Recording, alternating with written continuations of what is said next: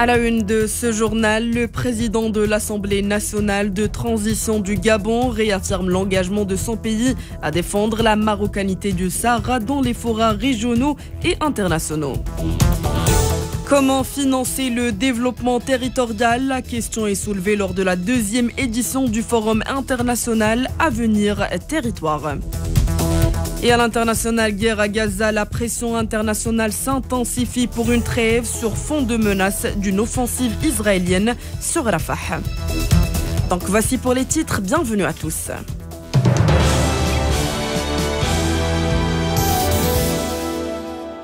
Bonjour et bienvenue à toutes et à tous. Le président de l'Assemblée nationale de transition de la République du Gabon, Jean-François Ndougou, a réaffirmé lundi à Rabat l'engagement de son pays à défendre la marocanité du Sahara dans les forats régionaux et internationaux. Au cours de ses entretiens avec le président de la Chambre des conseillers, Naam Mayara, Jean-François Ndougou a mis l'accent sur le soutien du Gabon à l'intégrité territoriale du royaume et son engagement renouvelé pour défendre la marocanité du Sahara au sein des forats régionaux et internationaux, partant des liens historiques et fraternels communs, indique un communiqué de la Chambre des conseillers.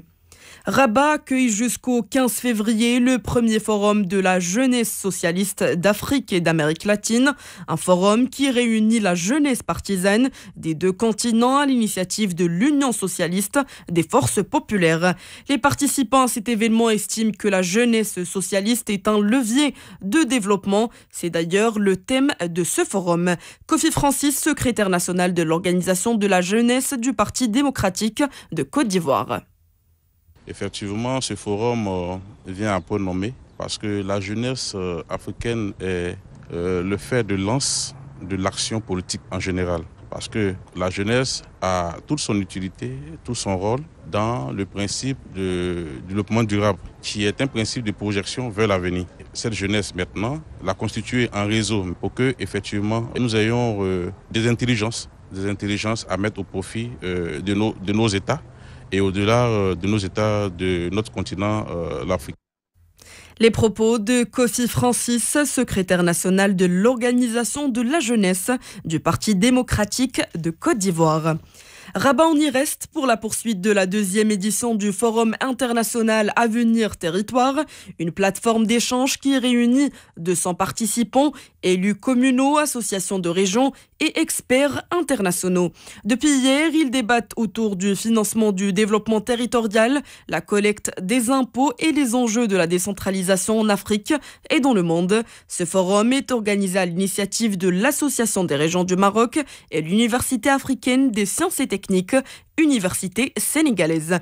Écoutons ce propos Adoma Diouf, ministre chargé du développement territorial au Sénégal. La problématique qui est posée porte sur le financement du développement territorial. C'est une question centrale. Chez nous au Sénégal, le président de la République a initié une réforme importante, le financement du développement territorial et la problématique de la cohérence territoriale. De partir des territoires pour booster le développement. Si nous devons construire nos pays, il faut partir de la base, partir des préoccupations des communautés. À partir de là, formuler les projets et programmes de développement, portés par les collectivités territoriales.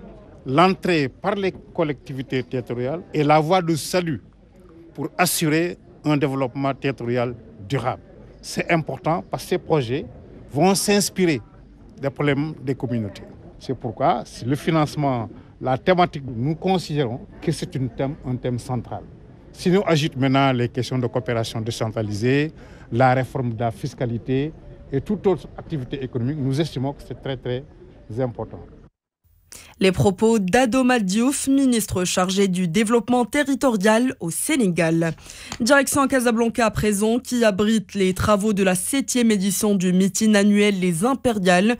Rendez-vous annuel majeur, l'événement Les Impériales est le lieu de convergence des professionnels de l'industrie de la communication et de tous les métiers connexes à ce vaste écosystème. Placé sous le haut patronage de Sa Majesté le roi Mohamed VI, cette édition invite à la réflexion autour de l'identité marocaine, ses racines et sa puissance inspirationnelle. Anouar Sabri nous en parle, il est le président de l'association Les Impériales. Ça sera une dizaine de thématiques. Je donne quelques exemples. C'est une manière de se poser la question qui sommes-nous. Puis par la suite, l'industrie dialna et la khiyab dabadzien. Nous avons passé par des moments difficiles. Je dirais toute l'industrie a passé des moments difficiles. Aujourd'hui, les choses sont en train d'avancer. Et donc, on va débattre par rapport à ce qui nous attend et qu'est-ce qu'on peut toujours amener à cette industrie. Et à l'international, l'actualité est toujours marquée par le conflit au Proche-Orient. Un fragile espoir de trêve entre Israël et le Hamas subsiste aujourd'hui dans la bande de Gaza, toujours sous la menace d'une offensive sur Rafah, dernier refuge pour près d'1,5 million de Palestiniens. L'Égypte, médiateur traditionnel dans le conflit israélo-palestinien, en particulier à Gaza, a accueilli hier les directeurs du renseignement américain et israélien ainsi que le chef du gouvernement qatari pour des pourparlers sur une trêve incluant une nouvelle libération d'otages. La délégation israélienne est ensuite repartie du Caire, ont rapporté aujourd'hui des médias israéliens. Les discussions entre le directeur de la CIA, William Burns, le chef du Mossad, David Barnea, le premier ministre du Qatar, Mohamed Ben Abdelrahman Thani et des responsables égyptiens ont été positives, a annoncé la télévision Al-Qahira News. Proche du renseignement égyptien, elles se poursuivront durant les 3 prochains jours, a indiqué la même source. Un responsable du bureau politique du Hamas va conduire une délégation au Caire pour y rencontrer les chefs des services de renseignement égyptiens et qatari, probablement aujourd'hui, a indiqué une source au sein du mouvement palestinien. Et de son côté, le président turc Recep Tayyip Erdogan sera également reçu aujourd'hui au Caire par son homologue égyptien Abdel Fattah el-Sisi. Sa première visite en Égypte après une décennie de brouille. Erdogan a expliqué ce déplacement dans ce pays, ainsi que précédemment aux Émirats arabes unis, par son souci d'arrêter le bain de sang à Gaza. Et sur le terrain, le bilan macabre s'alourdit. 28 473 Palestiniens ont été tués dans la bande de Gaza depuis le 7 octobre, selon le Hamas.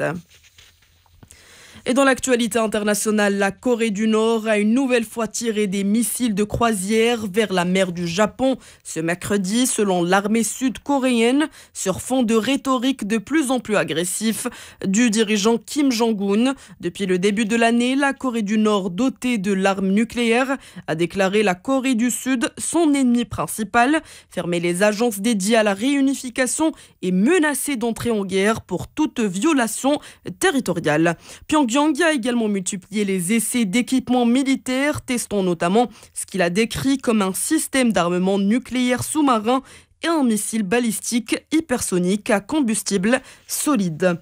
Autre région, autre conflit, le conflit russo-ukrainien. 3 personnes ont été tuées, 12 blessés dans la nuit lors de bombardements russes contre Selidov, près de Donetsk, dans l'est de l'Ukraine, selon les autorités locales. Ces frappes ont atteint 9 immeubles d'habitation, ainsi que l'hôpital de cette ville, situé à une vingtaine de kilomètres à l'ouest du front, a indiqué le conseil municipal sur Telegram. Un enfant figure parmi les personnes tuées et 4 enfants parmi les blessés, selon la même source. Et c'est avec cette information que prend fin ce jour.